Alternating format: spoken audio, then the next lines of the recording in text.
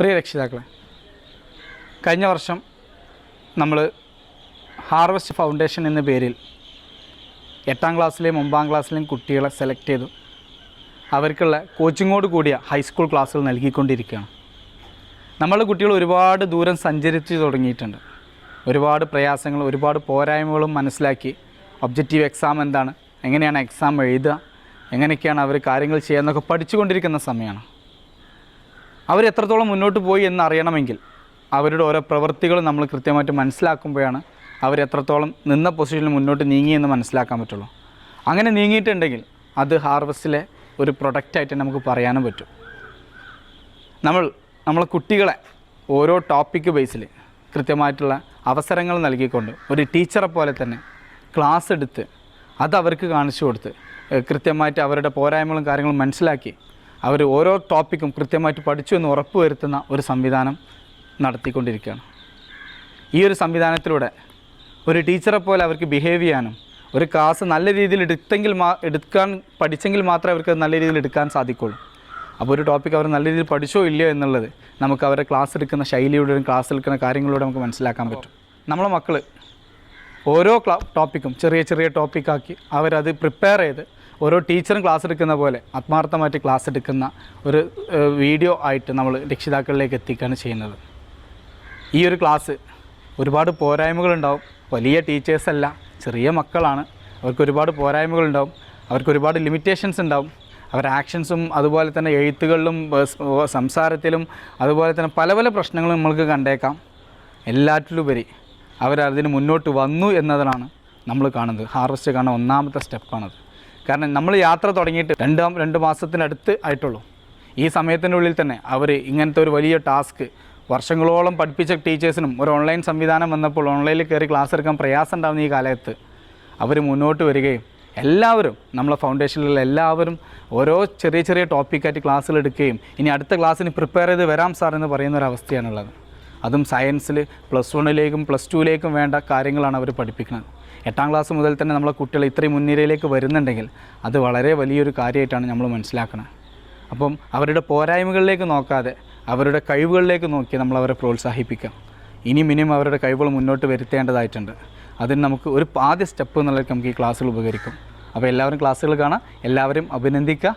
All the best.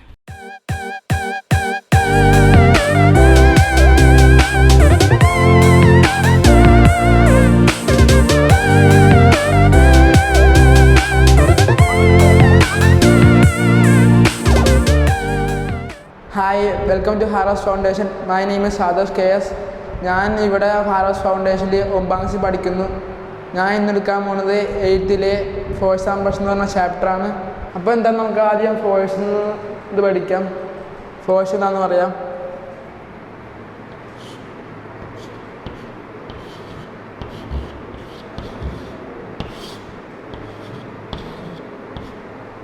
Force push or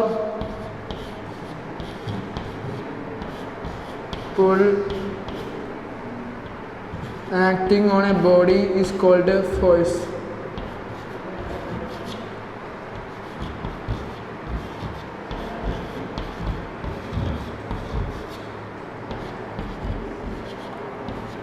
It's called force.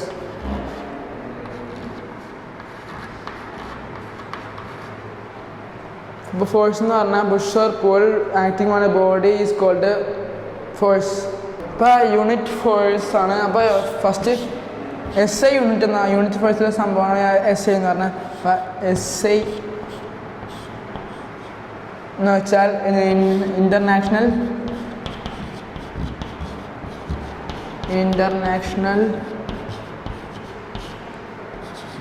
System of unit. SI എന്ന് വെച്ചാൽ international system of unit എന്നാണ്. അപ്പോൾ ഫോഴ്സിൻ്റെ unit എന്ന് വെച്ചാൽ ഫോഴ്സിൻ്റെ യൂണിറ്റ്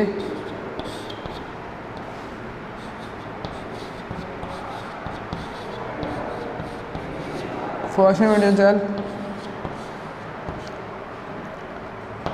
ന്യൂട്ടൺ ആണ്. ന്യൂട്ടൺ. ഫോഴ്സിൻ്റെ യൂണിറ്റ് ന്യൂട്ടൺ. ടൈപ്സ് ഓഫ് ഫോഴ്സിൻ്റെ ഒരു ഇതുള്ളതാണ് ഫണ്ടമെൻ്റൽ ഫോഴ്സ്.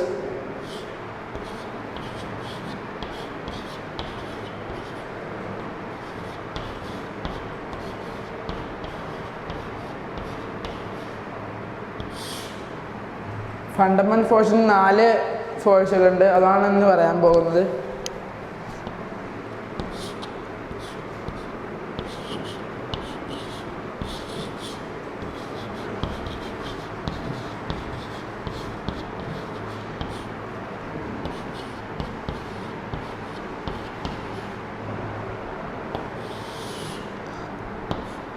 നാല് ടൈപ്പ് ഫണ്ടമെൻ്റൽ ഫോഴ്സ് ഉണ്ട്. ഫസ്റ്റത്തെ തന്നെ ഗ്രാവിറ്റേഷണൽ ഫോഴ്സ് ആണ്.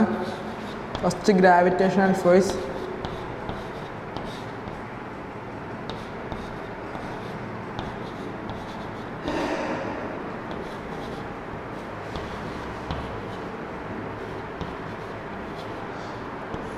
രണ്ടാമത്തെ ഇലക്ട്രോ മാഗ്നറ്റിക് ഫോഴ്സ്.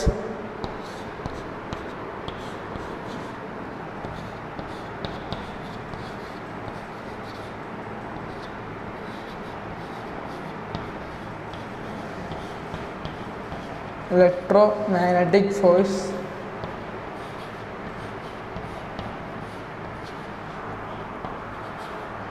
മൂന്നാമത്തെ സ്ട്രോങ് ന്യൂക്ലിയർ ഫോഴ്സ് ആണ്. സ്ട്രോങ് ന്യൂക്ലിയർ ഫോഴ്സ് എന്ന് വെച്ചാൽ നല്ല പവർ, നല്ല ശക്തിയുള്ള ന്യൂക്ലിയർ ഫോഴ്സിനാണ്. പവറുള്ള ന്യൂക്ലിയർ ഫോഴ്സ്.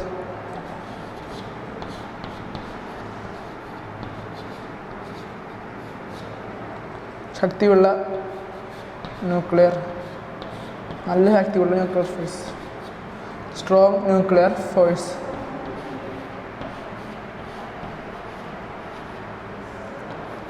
നാലാമത് വീക്ക് ന്യൂക്ലിയർ ഫോഴ്സ്. അത്രക്ക് ബലമില്ലാത്ത ഫോഴ്സാണത്.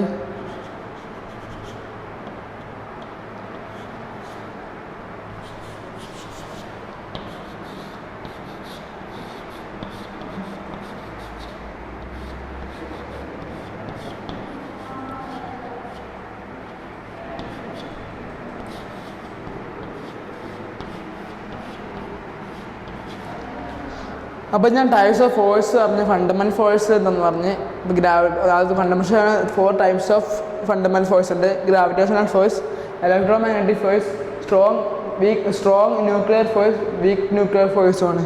അടുത്തത് ബാലൻസ്ഡ് ഫോഴ്സ് എന്താണെന്നാണ്. ബാലൻസ്ഡ് ഫോഴ്സ് എന്ന് പറഞ്ഞാൽ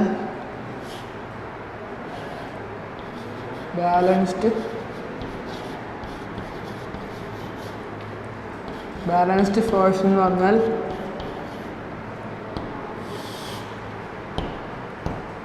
the force whose sum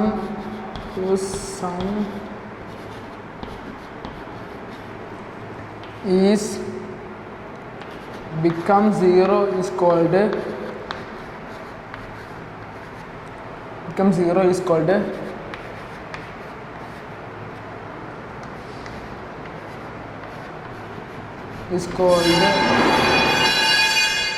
balanced force. അപ്പോൾ ഫോഴ്സിൻ്റെ സമ്മ് 0 ആകുമ്പോഴാണ് ബാലൻസ്ഡ് ഫോഴ്സ് ആവുന്നത്. അതിനെ പറഞ്ഞാണ് ബാലൻസ്ഡ് ഫോഴ്സ്. അപ്പോൾ അടുത്ത് പറയാൻ പോകുന്നത് അൺബാലൻസ്ഡ് ഫോഴ്സ് ആണ്.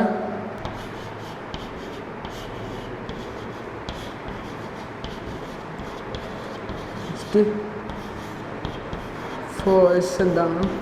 അപ്പോൾ unbalanced one is the force whose sum is not 0 is called unbalanced force. ഇപ്പോൾ അൺബാലൻസ്ഡ് ഫോഴ്സ് എന്ന് വെച്ചാൽ ഫോഴ്സ് നോട്ട് 0 is called ആണ് അൺബാലൻസ്ഡ് ഫോഴ്സ്. അടുത്തത് പറയുമ്പോൾ കോണ്ടാക്ട് ഫോഴ്സ് എന്താണെന്നാണ്. കോണ്ടാക്ട് ഫോഴ്സ് എന്ന് പറയുമ്പോൾ കോണ്ടാക്ട്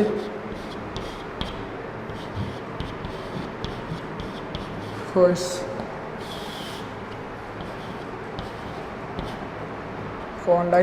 അപ്പോൾ കോണ്ടാക്ട് ഫോഴ്സ് എന്ന് വെച്ചാൽ push or pull with the actual on a body is called contact force. Push അല്ലെങ്കിൽ പുള്ള് അത് ഒരു ബോഡിയിൽ ആക്ച്വൽ കോണ്ടാക്ട് ചെയ്യുന്നതുകൊണ്ടാണ് അതിനെ പറയുന്നത് കോണ്ടാക്ട് ഫോഴ്സ്.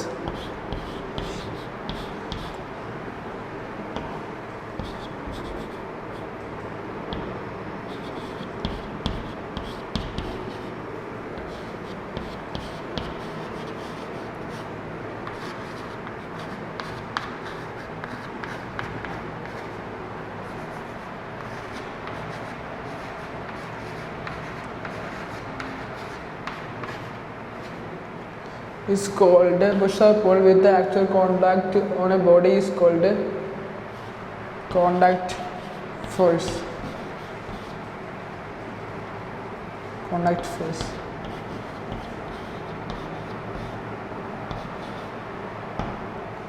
അപ്പോൾ കോണ്ടാക്ട് ഫോഴ്സ് എന്താണെന്ന് പറഞ്ഞാൽ push or pull with actual contact on a body is called contact force. അപ്പോൾ നമുക്ക് അതിൻ്റെ ഒരു എക്സാമ്പിൾ പറയാം.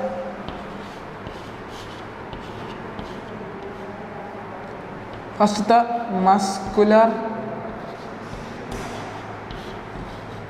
Muscular force.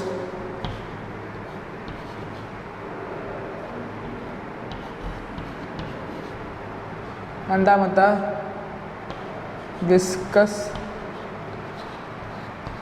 ഫോഴ്സ്.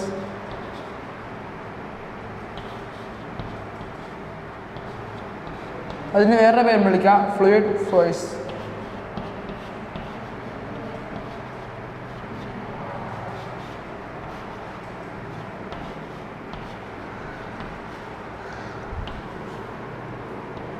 മൂന്നാമത്തെന്ന് വെച്ചാൽ ഫ്രിക്ഷണൽ ഫോഴ്സ്.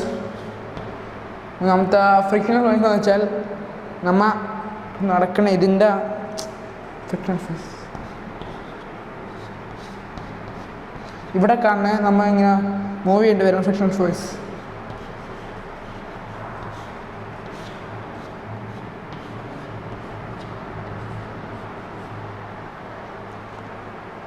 കോണ്ടാക്ട് ഫോഴ്സ് പറഞ്ഞ് ഇപ്പോൾ എക്സാമ്പിൾ പറഞ്ഞ് കഴിഞ്ഞാൽ അടുത്തായിട്ട് നോൺ കോണ്ടാക്ട് ഫോഴ്സ് ആണ് പറയാൻ പോകുന്നത്. നോൺ കോണ്ടാക്ട് ഫോഴ്സ് എന്ന് വെച്ചാൽ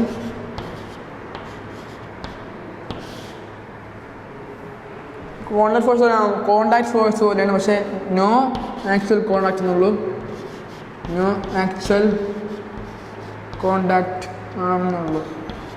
no actual contact called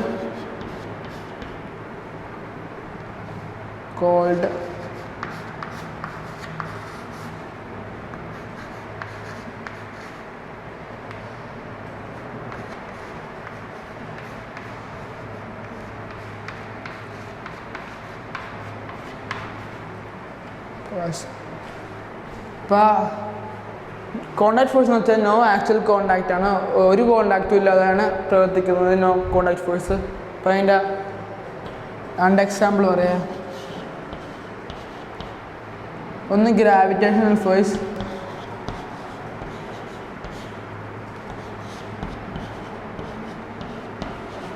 magnetic force example. രണ്ടാമത്തെ എക്സാമ്പിൾ ഗ്രാവിറ്റേഷണൽ ഫോഴ്സും മാഗ്നറ്റിക് ഫോഴ്സുമാണ് നോൺ കോണ്ടാക്റ്റിൻ്റെ എക്സാമ്പിൾസ്. നോൺ കോണ്ടാക്ട് ഫോഴ്സിന് എക്സാമ്പിൾ ഉണ്ട്. Effects of force. ഇഫക്റ്റ് ഫോഴ്സിൻ്റെ ഒന്നാമത്തേണ് to move a body to rest.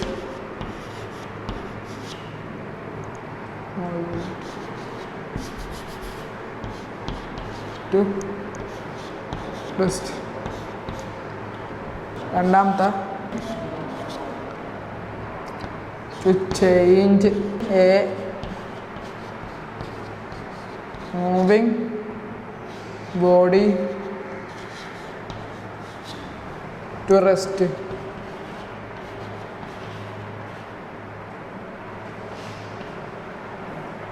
ഇപ്പോൾ to move a body to rest എന്ന് പറഞ്ഞാൽ മൂവ് ചെയ്യാൻ പോകുന്നത് പെട്ടെന്ന് നിൽക്കുന്നതാണ് to move a body to rest എന്ന് പറഞ്ഞിട്ട്. Change a moving body to rest എന്ന് പറഞ്ഞാൽ അത് ഓടിക്കൊണ്ടിരിക്കുന്ന ഉദാഹരണത്തിന് കാറ് ഓടിക്കൊണ്ടിരിക്കുന്നത് കാർ ഓടുമ്പോൾ അവൻ പെട്ടെന്ന് ബ്രേക്ക് പിടിക്കുമ്പോൾ അത് പെട്ടെന്ന് നിൽക്കൂലേ, അതിനെ പറയുന്ന പേരാണ് ടു ചേഞ്ച്. അതിന് പറയുന്ന ഇതാണ് to change a moving body to rest.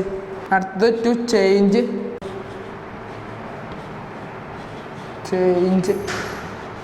A shape to a body.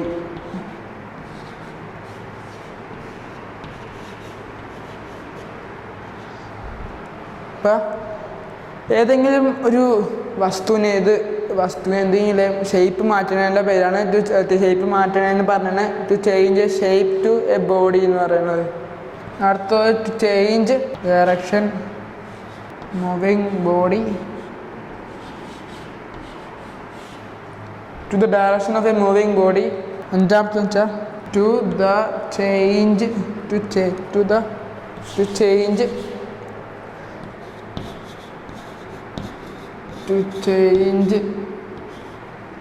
the speed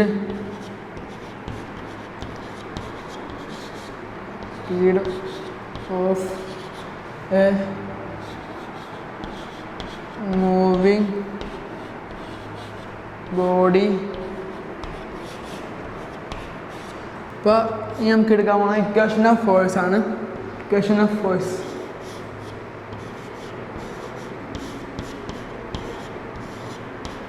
equation of force.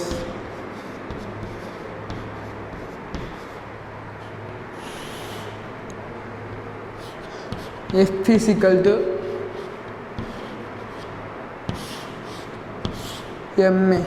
അപ്പോൾ വേറെ വിട്ട പാരാമീറ്റർ ഡിസ്പ്ലേസ്മെന്റ് എന്നാണ്. Displacement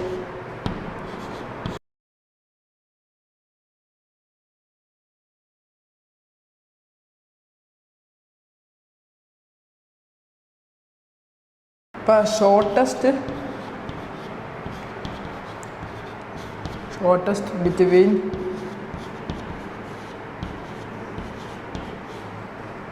shortest distance between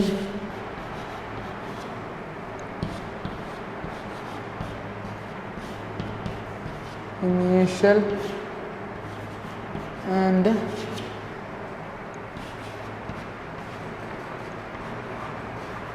final point.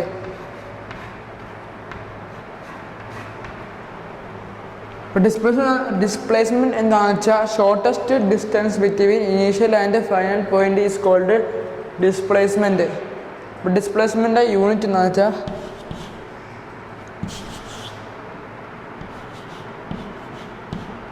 Unit of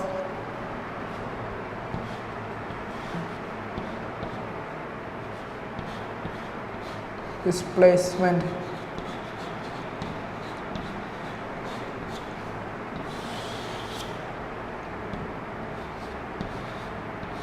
ഇപ്പോൾ ഡിസ്പ്ലേസ്മെൻ്റ് യൂണിറ്റ് എന്ന് വെച്ചാൽ മീറ്റർ ആണ് ഫോഴ്സിൻ്റെ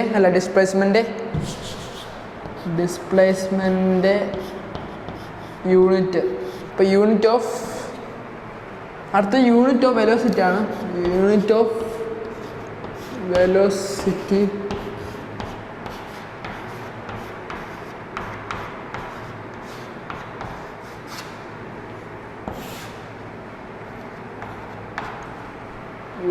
വെലോസിറ്റി എന്ന് വെച്ചാൽ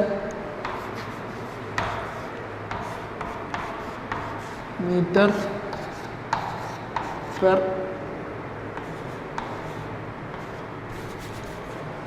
പെർ സെക്കൻഡ്.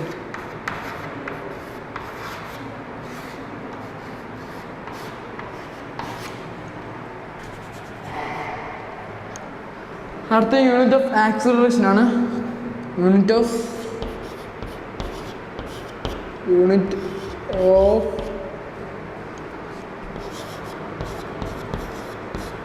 Acceleration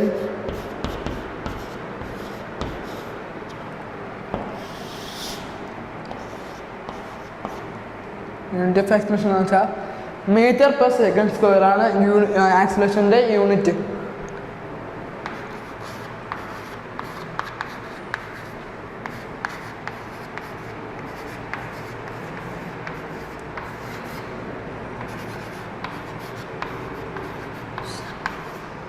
square.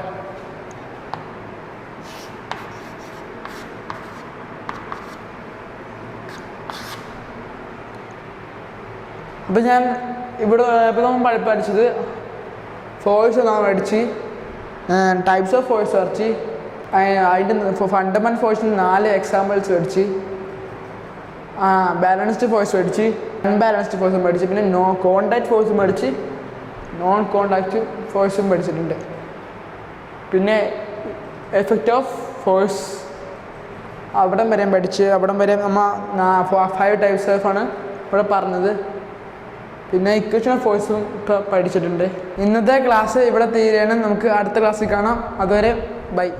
ഈ വർഷം 7ാം ക്ലാസ്സിലും 8ാം ക്ലാസ്സിലും പഠിക്കുന്ന വിദ്യാർത്ഥികളിൽ നിന്ന് ഏറ്റവും മികച്ച കുട്ടികളെ തിരഞ്ഞെടുക്കുന്നതിന് വേണ്ടി ഹാർവസ്റ്റ് ഫൗണ്ടേഷനിലേക്ക് തിരഞ്ഞെടുക്കുന്നതിന് വേണ്ടി ടാലൻറ്റ് ഹണ്ട് എന്ന പേരിൽ ഒരു എക്സാം ഹാർവസ്റ്റ് സംഘടിപ്പിക്കുകയാണ്. ജനുവരി, ഫെബ്രുവരി, മാർച്ച് മാസങ്ങളിൽ എല്ലാ ഞായറാഴ്ചകളിലുമായിരിക്കും എക്സാം ഉണ്ടാവുക. താല്പര്യമുള്ള കുട്ടികൾ താഴെ കാണുന്ന കോൺടാക്റ്റ് നമ്പറിൽ ബന്ധപ്പെട്ട് ക്യാമ്പസിൽ വന്ന് ഈ എക്സാം എഴുതുക. 8, 9, 10 ക്ലാസ്സുകൾക്കൊപ്പം തന്നെ മെഡിക്കൽ എഞ്ചിനീയറിങ്ങിൻ്റെയും മറ്റ് സയൻസുമായിട്ട് ബന്ധപ്പെട്ട എല്ലാ നാഷണലൈസ്ഡ് എക്സാമുകളുടെയും കോച്ചിങ് നൽകുക എന്നുള്ളതാണ് ഹാർവസ്റ്റ് ഫൗണ്ടേഷൻ്റെ ഉദ്ദേശം. ഇപ്പോഴുള്ള ഏറ്റവും മികച്ച റാങ്കുള്ള എല്ലാ കുട്ടികളും ഈ ഒരു ഫൗണ്ടേഷൻ ക്ലാസ്സുകളിലൂടെ വന്നിട്ടുള്ളവരായിരിക്കും. ഈ ഫൗണ്ടേഷൻ്റെ പ്രാധാന്യം ഓരോ ദിവസം വളരെയധികം വർദ്ധിച്ചുകൊണ്ടിരിക്കുകയാണ്. നിങ്ങളുടെ കുട്ടികൾക്ക് ഫൗണ്ടേഷൻ കൊടുക്കാൻ നിങ്ങൾ ആഗ്രഹിക്കുന്നുണ്ടെന്നുണ്ടെങ്കിൽ നിർബന്ധമായിട്ടും ഈ ഒരു എക്സാം ടാലൻറ്റ് ഹണ്ട് എന്ന പേരിൽ നടത്തുന്ന ഈ ഒരു എക്സാം എഴുതുക. അതിൻ്റെ റിസൾട്ടിൻ്റെ അടിസ്ഥാനത്തിൽ സ്കോളർഷിപ്പോട് കൂടി തന്നെ കുട്ടികൾക്ക് ഫൗണ്ടേഷനിൽ അറ്റൻഡ് ചെയ്യാൻ സാധിക്കും. പരമാവധി നിങ്ങളുടെ കുടുംബത്തിലും നിങ്ങളുടെ വീട്ടിലോ നിങ്ങളുടെ കുടുംബത്തിലോ ഈ വർഷം 7ാം ക്ലാസ് പഠിക്കുന്ന കുട്ടികളുണ്ടെങ്കിൽ 8ാം ക്ലാസ്സിലേക്കും 8ാം ക്ലാസ് പഠിക്കുന്ന കുട്ടികളുടെ 9ാം ക്ലാസ്സിലേക്കായിരിക്കും അഡ്മിഷൻ കൊടുക്കുക. എല്ലാവരിലേക്കും ഈ ഒരു എക്സാമിനെ കുറിച്ച് അറിയിക്കുക. മാക്സിമം ഷെയർ ചെയ്യുക. Okay, by.